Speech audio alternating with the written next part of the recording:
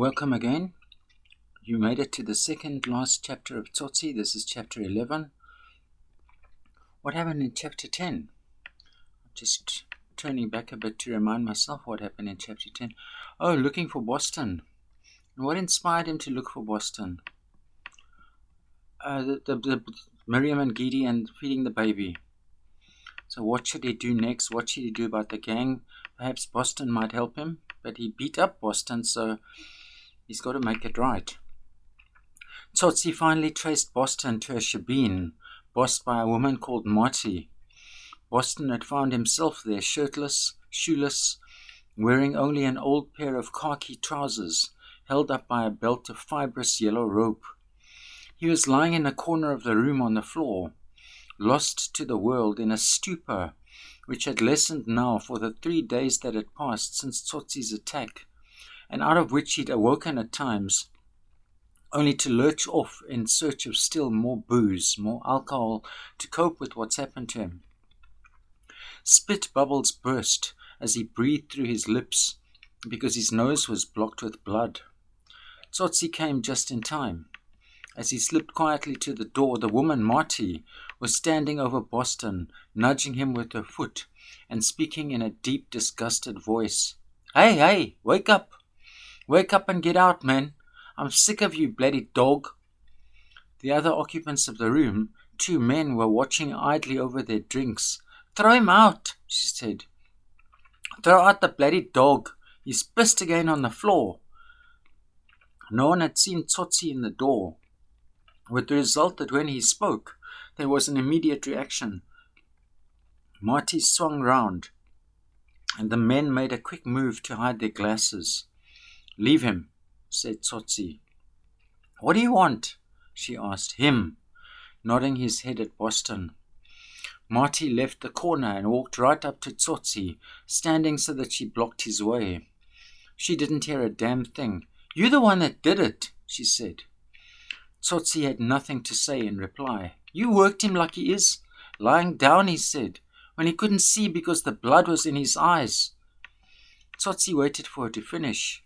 He looked over her shoulder at the men, who dropped their eyes, then at the ceiling where a piece of fly paper crusted over with dead bodies hung beside the light. Can we see these dead flies as symbolic of what's happened to human lives in this gritty world? Marty had come so close to him that when she spoke, small drops of spit flew into his face. I wouldn't do that to a dog, not to a mad dog, and I'm telling you, he was a man. So what you got to say? She waited. Tsotsi waited. I'm telling you that. She pointed back, but without taking her bright, indignant eyes from Tsotsi's face. That was a man, I know.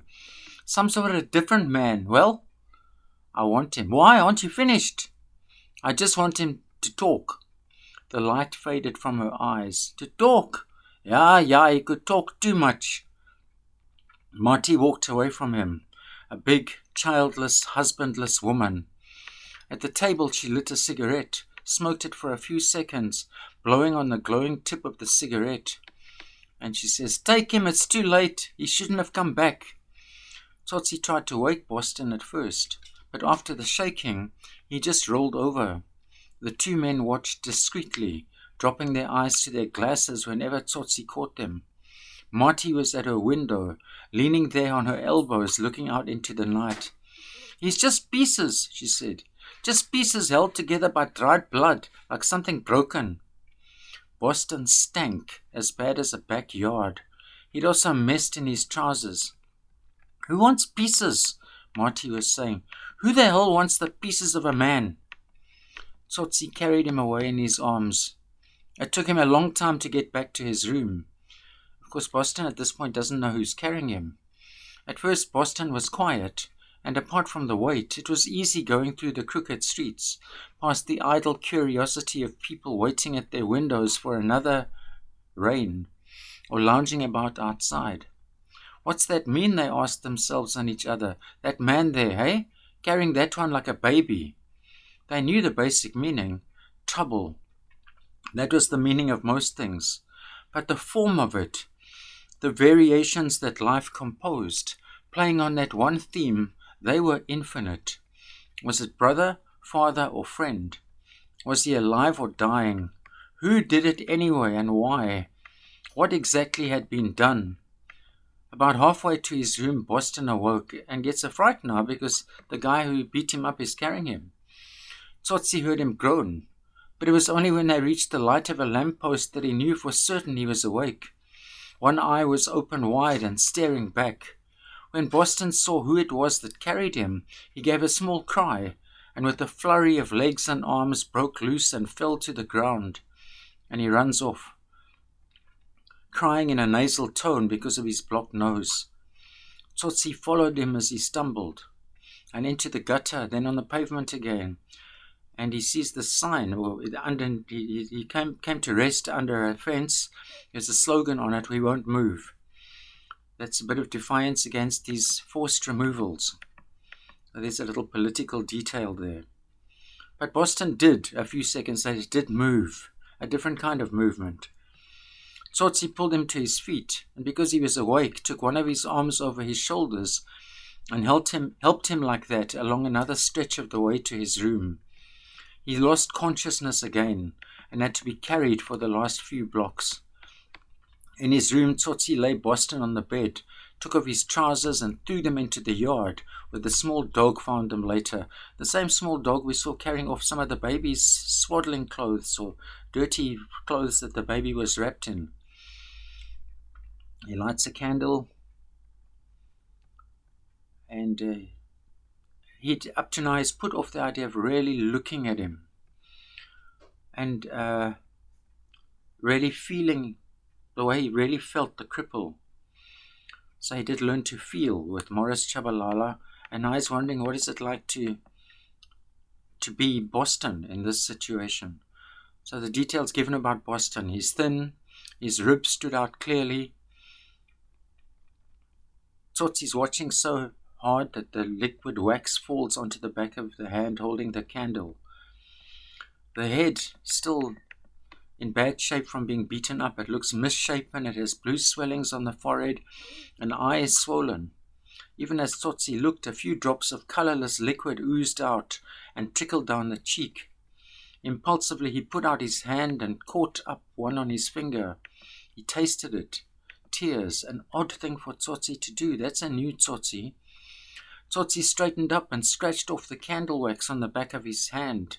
He was trembling. He sees the nose with the blood and broken bone, touches Boston's chest.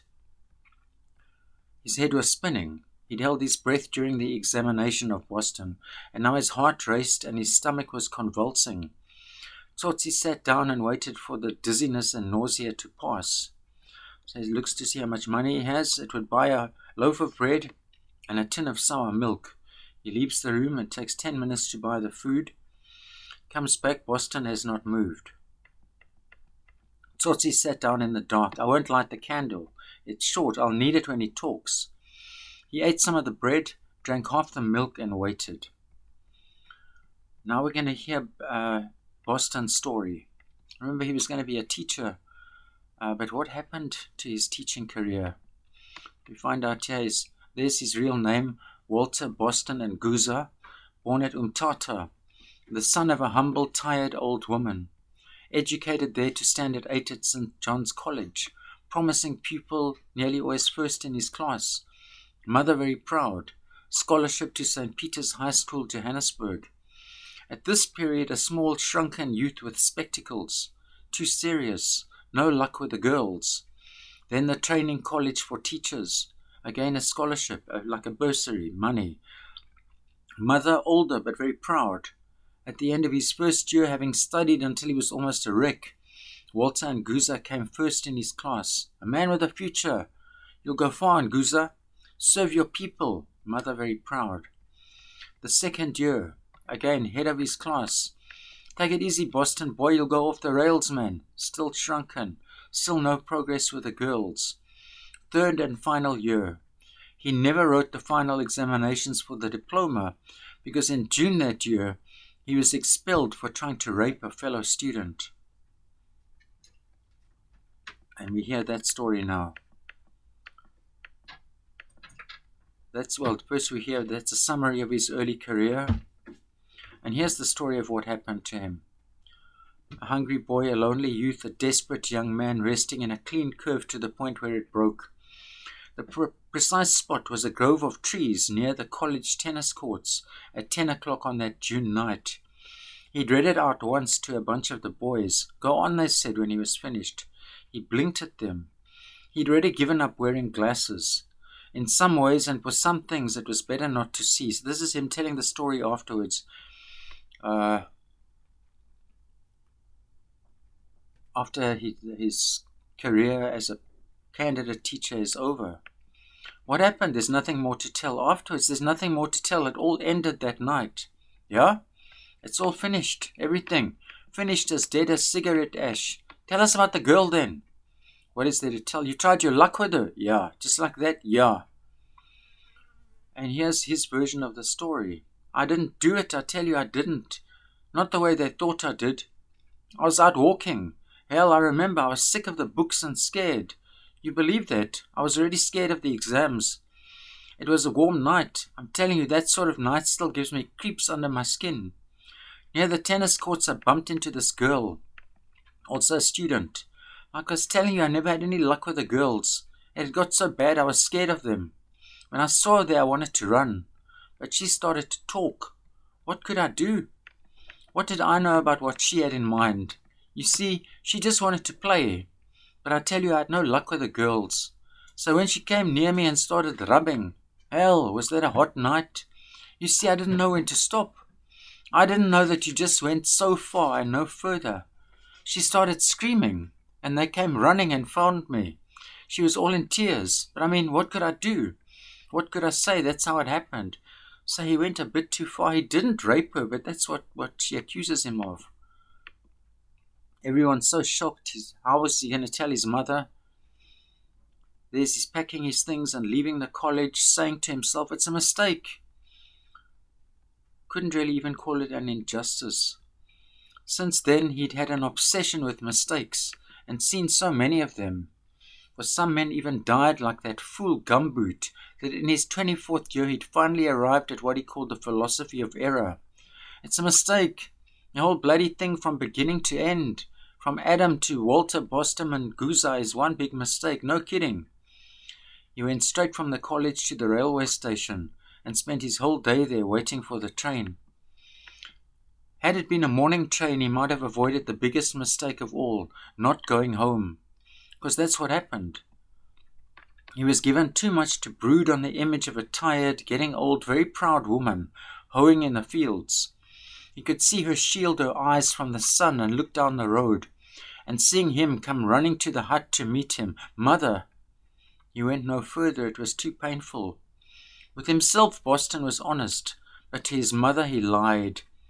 In the corner of the platform where he sat, he said aloud, I don't have enough courage. Then took out a sheet of paper and wrote back home. Dear Mother, good weather, healthy boy, missing her. He'd finished his studying earlier than expected, and so was going to look for a post up here. It would take time, be patient. Don't let Mr. Mabusa write your letters to the college. I'm not there anymore. Would let her have an address soon. Everything fine. Of course it's not. He put it into an envelope, addressed it, and then threw away his ticket and hurried out of the station building. Goes to the city, sleeps at night wherever he could for a week. The last of his money was gone and he was hungry. Fate stepped in and he meets this guy, John Boy Letetwa. And he meets him at the pass office. We spoke about those passes earlier that you had to carry to be in the white areas after dark. He'd ended up there because a vaguely distant relative was supposed to work there. And if blood ties meant anything, the man might be prepared to help. He'd taken up a position near the fence, sitting on his 2 suitcases. There was a lot to think about before he found him, like the basic issue of do or don't. If he did, would the news get back to his mother? The relative was bound to ask questions. Maybe he's wanting to ask this relative for money or a job. Even if he didn't, what did Boston expect from the man? Money, food, a place to sleep, work. But while he's waiting outside there, at these squat, ugly, rambling barracks-type buildings on a wind-swept, barren piece of land, very gritty settings here. They tried to grow flowers once, but then the flowers shriveled and died. More gritty settings. It's too salt. The soil is too salt. The earth was bare. So he's sitting there waiting, and this man strolls up and sees that he can read. He says, "I see by your glasses that you are a reading man." And this guy gives him a slip of paper and said, "What does it say?" Boston read it. "It says that you can't work at Natty Outfitters because your last employer did not sign your book." Oh, that's what I thought. What does that mean? They'll pick me up, yeah? Why didn't he sign it? I was in jail. Why? For not having a previous employer. Let me see your pass. John Boy gave it to him. This was the sort of problem that always put him head of the class. Words on paper. He reads it, takes out a pen, signed his name, put a date and time. He says, "There, you've got a previous employer." Is that a fact? This guy walks away. Thinking he'd seen the last of him, Boston considered his problem again and decided it would be best if he found his relative to inquire about work. If the man was a gentleman, he himself would suggest food. He's about to stand up and go, but then he sees this John Boy again. And this John Boy's got 4 passbooks in his pocket and hands them to Boston. "Previous employers," he said. Boston took the passbooks but hesitated. In the meantime, John Boy had taken 4 10-shilling notes out of another pocket. He separated 2 and gave them quietly to Boston. 50-50. He's going to give him half the money for signing the passbooks. Boston signs them all. Next time he brought 7, then 4, then 2. "I think we better stop now." John Boy said, "They're beginning to look at me. Let's go and eat." So now Boston has money in his pocket. "What about Natty Outfitters?" Boston asked. "To hell with them. We'll specialize in previous employers. Where do you say? Let's turn this into a job, signing people's passbooks." "Nowhere. You can sleep with me. I got a room in the hostel. Do you like soccer? I play every Saturday." That night Boston wrote to his mother again. "As you can see from the attached pound note, I'm quite happy and have every hope for the future. Health good, miss you, good friend Mr. J. Letetwa, where you can get Mr. Mabusu to compose letters for you and send them to me." So they prospered and went a long way together. He saved enough to buy a few rubber stamps from one of the clerks in the pass office, and so they expanded their business to include job seekers permits, the 48-hour visitors permit, and a small but lucrative or profitable sideline of residence permits for one of the townships. Boston carries these stamps in his pocket. They set up shop wherever the people gathered, like the railway station, the bus terminus, the pass office, John Boy collecting the customers, and Boston handling the books and papers. Letters from his mother, written by the shopkeeper, Mr. Mabusa, began to arrive at his new address, full of gratitude for the money and hope for the future. "And when are you coming home?" He answered faithfully and sent her business. Their partnership was only in business.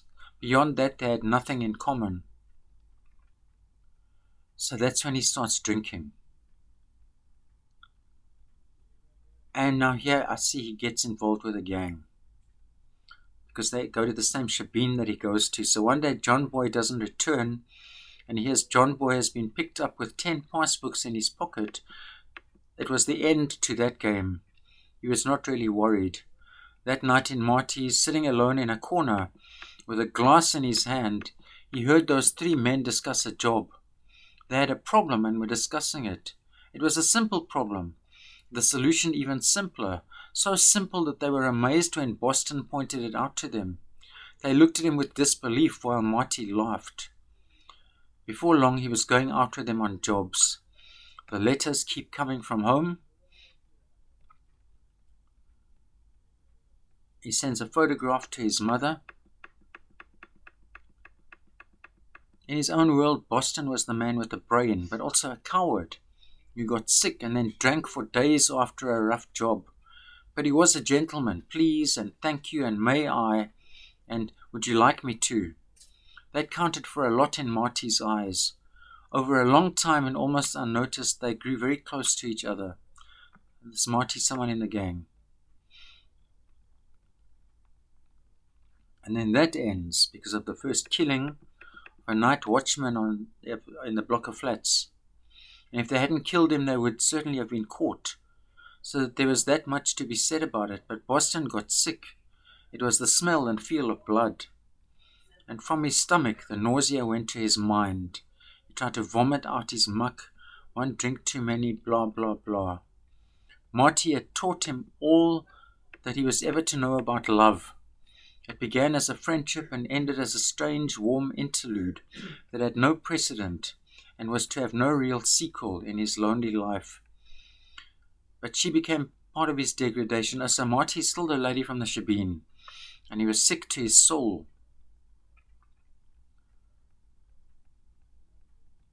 So then this gang breaks up.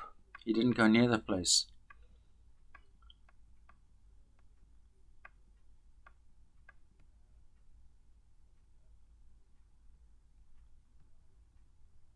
And now we're back in the present moment. Boston wakes up in Tsotsi's room and asks, "Where am I?" Tsotsi left his chair and lit the candle. The two men looked at each other in the wan or pale light. For a moment, for the smallest blinked fraction of the silence that passed as they eyed each other, there was fear in Boston. Then the defeat, the total and final defeat of his body. "Why did you bring me here? I need to speak with you."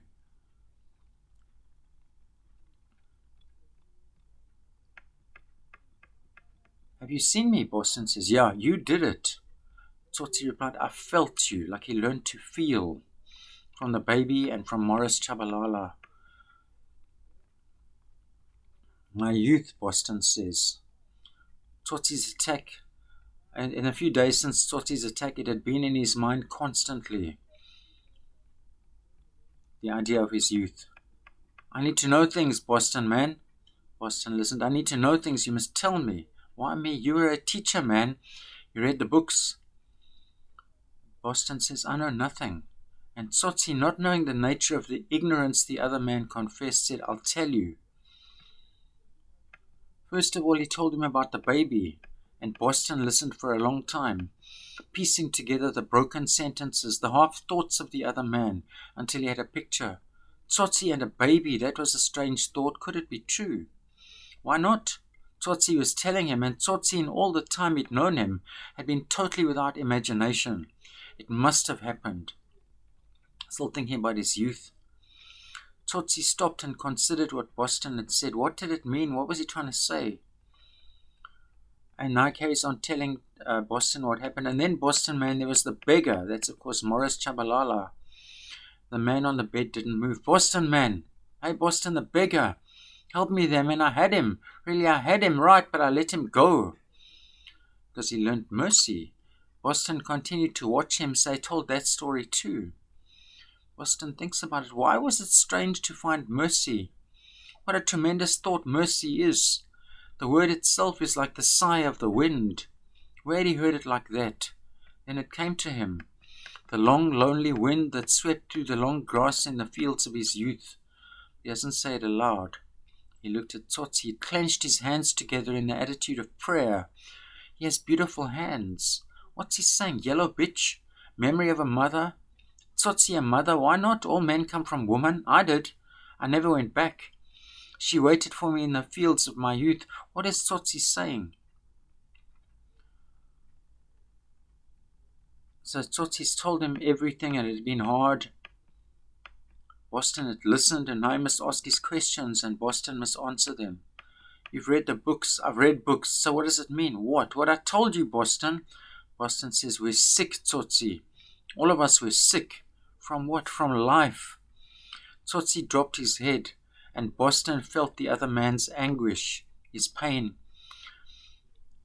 and worry, and for a moment it was like a stab of pain that cut through his own, in which he was wrapped like a baby.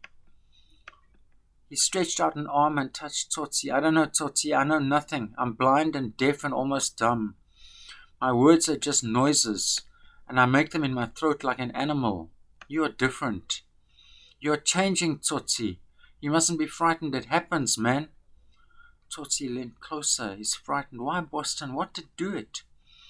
A sudden elation or happiness lit up Boston's face and whispers back, "You're asking me about God." God. You're asking me about God, Tsotsi. About God, about God.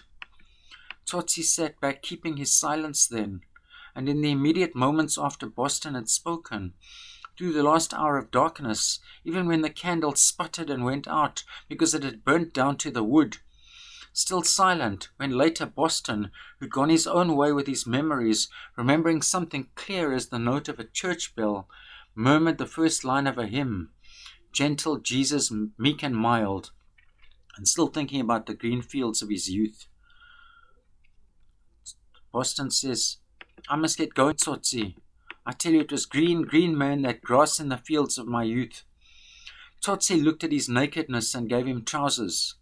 He offered him sour milk and bread, but Boston refused. The last he saw of Boston was the figure of a man stumbling, half running down the street. Ahead of him, the sun had cleared the cooling towers of the gasworks. It was a new day. So there's new possibilities starting now for Tsotsi. And in the final chapter, chapter 12, we'll see how those new possibilities pan out for him. So big changes. The Boston story is over. Boston's helped him learn some things. And Boston goes off to wherever, we're not told. I hope you find the story of Boston's teaching career interesting. How the poor man lost out of what he wanted to be. That's how come this intellectual ended up in gangs. And that was chapter 11. I look forward to seeing you in our final chapter of this electrifying story, chapter 12. Thank you so much for joining me, and I look forward to seeing you again soon. Bye-bye.